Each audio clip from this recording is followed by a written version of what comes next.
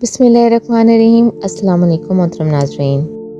حضرت ایوب علیہ السلام انبیاء کی جماعت میں سے ایک ایسی ہستی ہیں جنہیں اللہ تعالیٰ نے صبر کے معاملے میں بطور خاص ان کا تذکرہ فرمایا ہے، لوگوں کے لیے ایک مثال اور نمونہ ٹھہرایا ہے۔ آپ کا نسب نامہ یوں ہے: ایوب بن موس بن رازی بن عیس بن اسحاق بن ابراہیم علیہ السلام۔ یہ سیدنا اسحاق علیہ السلام کی نسل میں سے ہیں۔ ابراہیم علیہ السلام کے دو صاحبزادے تھے، اسماعیل علیہ السلام اور اسحاق علیہ السلام۔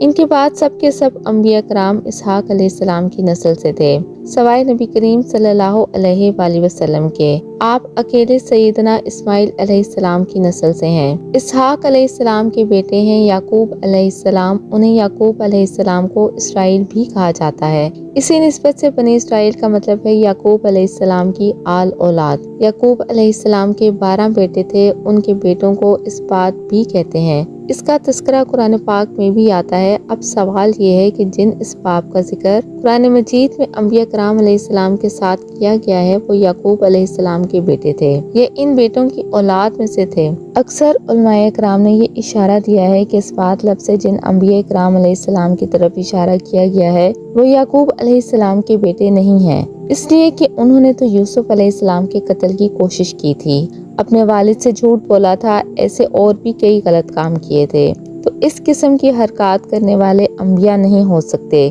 جبکہ اس بات سے مراد وہ انبیاء کرام ہوں گے جو ان بیٹوں کی نسل سے آئے ہوں گے۔ بنی اسرائیل کے 12 قبیلے تھے اور قبیلے کو سبط بھی کہتے ہیں، اس لیے انہیں اسباط بھی کہا جاتا ہے، یعنی بنی اسرائیل ان قبیلوں میں تقسیم ہو گئے۔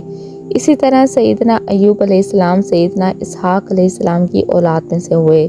سورۃ انعام آیت 84 میں اللہ تعالیٰ فرماتے ہیں: اور اس کی اولاد میں سے داؤد اور سلیمان اور ایوب اور یوسف اور موسیٰ اور ہارون، تو یہ سب کے سب سیدنا ابراہیم علیہ السلام کی نسل سے تھے۔ ایوب علیہ السلام بھی اللہ تعالیٰ کے نبی اور رسول تھے۔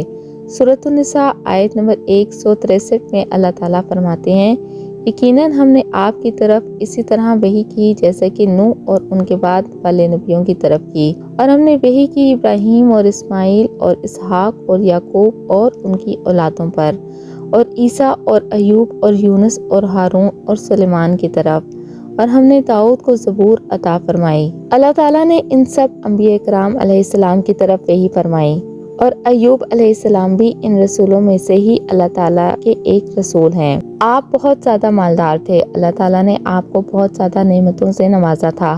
آپ کے پاس بے شمار مویشی تھے، لاتعداد نوکر چاکر تھے۔ اللہ تعالیٰ نے آپ کو بہت سی زرعی زمین بھی عطا فرمائی تھی۔ آپ تاجر بھی تھے، تجارت کا سلسلہ دور دور تک پھیلا ہوا تھا۔ اللہ تعالیٰ نے آپ کو کثیر اولاد بھی عطا فرمائی تھی۔ آپ کے ہاں 7 بیٹے اور 7 بیٹیاں تھیں۔ آپ خود بھی صحت مند اور طاقتور تھے، آپ کے اصحاب کی تعداد بھی کافی تھی۔ گویا اللہ تعالیٰ نے آپ کو گوناگون نعمتوں سے نوازا تھا۔ آپ روئے زمین پر نعمتوں سے مالا مال شخص تھے۔ اللہ تعالیٰ نے آپ کو آزمانا چاہا تاکہ بعد میں آنے والے لوگوں کے لیے آپ صبر کی مثال بن جائیں۔ آخر صبر کا مرحلہ شروع ہوا، جاری ہے۔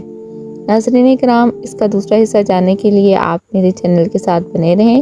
ملتے ہیں نیکسٹ ویڈیو میں، تب تک کے لیے اللہ حافظ۔ امید کرتی ہوں آپ کو میری ویڈیو پسند آئی ہوگی۔ جزاک اللہ خیرہ۔